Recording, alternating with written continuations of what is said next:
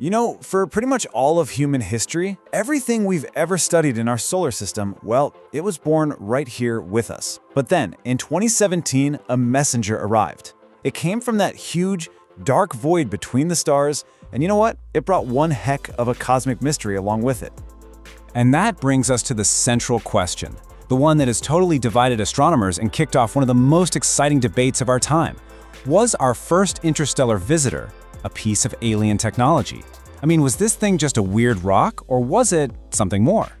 So back in 2017, our whole understanding of our place in the cosmos just, well, it changed forever. It all started when a telescope out in Hawaii spotted this thing. It was moving so fast and on such a weird path that it could only have come from one place, another star system. For the very first time, we had a visitor from outside. All right, so this was it, our very first interstellar visitor. An object from a whole other star system just dropped into our cosmic neighborhood. The crazy part, it had already zipped right past our sun and was on its way back out into the darkness. That meant we only had a few precious weeks to study it. The clock was ticking. So what do you call something like that? It was given this really fitting Hawaiian name, Oumuamua. It means a scout or a first distant messenger. And let me tell you, this messenger was about to deliver a puzzle that we are still trying to piece together today. Okay, so now we get to the really puzzling clues, because from the moment we saw it, Oumuamua was just weird. It didn't look or act like anything we'd ever seen before in our own cosmic backyard, and every little clue it left behind just made the mystery even deeper. All right, let's talk about those first clues. First off, its shape was just bizarre. The way its brightness kept changing told astronomers that it had to be super long and thin, maybe 10 times longer than it was wide, like a cosmic cigar or maybe a really flat pancake. It was this dark red color, tumbling chaotically through space, and it looked nothing like any asteroid or comet we've ever cataloged. But you know, its weird shape? That was just the beginning. The real head-scratcher, the piece of data that just baffled everyone, was its movement. As it flew away from the sun, it was speeding up. It was accelerating. There was this tiny, but totally unmistakable push that gravity alone just couldn't explain. Now, normally, there's a pretty simple explanation for something like this. With comets, this is totally normal. They get close to a star, the ice on their surface heats up and turns into gas. Poof! You get that beautiful tail. And that jet of gas acts like a tiny rocket engine, giving the comet a little push. We call it outgassing. Simple enough, right? Well, here's the big twist. Astronomers pointed our most powerful telescopes right at Oumuamua, and they saw nothing. No glowing gas cloud, no tail, no dust, no gas, absolutely zilch. It was getting a push from somewhere, but there was no visible exhaust. It was like it had an invisible engine. So, why was it speeding up? This is the question, the one that splits the scientific community right down the middle. If it wasn't a comet outgassing, what in the world was pushing this thing? Okay, this is where the real detective work begins. Okay, let's open up the first case file. This is for the natural object theory. So what if Oumuamua was a nitrogen iceberg? One of the leading ideas is that this wasn't an asteroid or a comet as we know them, but something entirely new, a type of object we have never ever seen before. Yeah, the nitrogen iceberg hypothesis. The idea goes like this.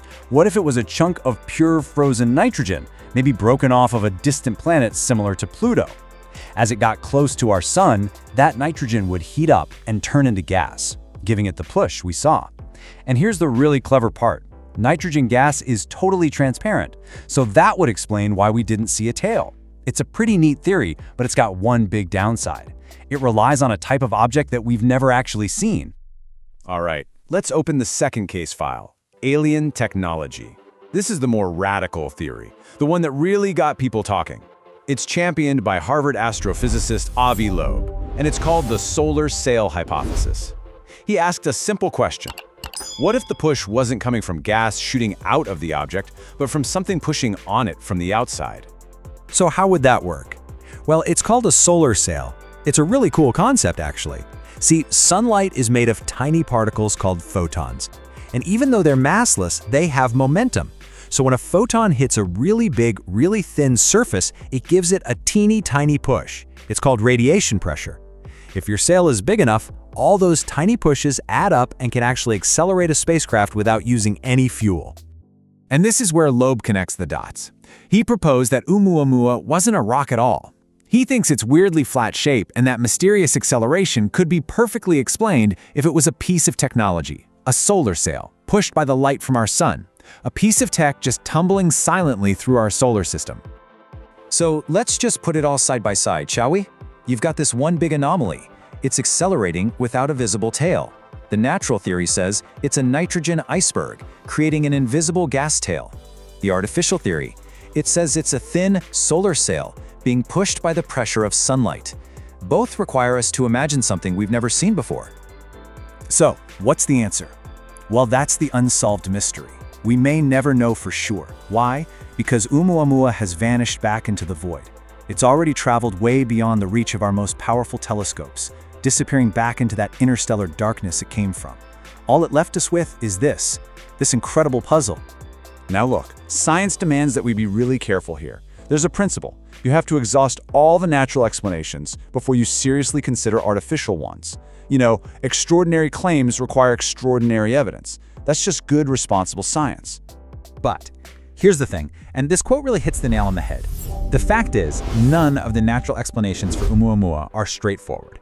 Every single one of them requires us to imagine a brand new type of celestial object. So either way, you're talking about something extraordinary.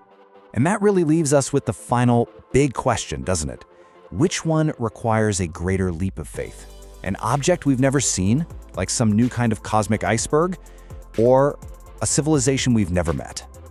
Was it a bizarre natural fluke? Or was it our first, brief, silent encounter with technology from somewhere else? The messenger is gone now, but its question, wow, that question is going to echo for a very, very long time.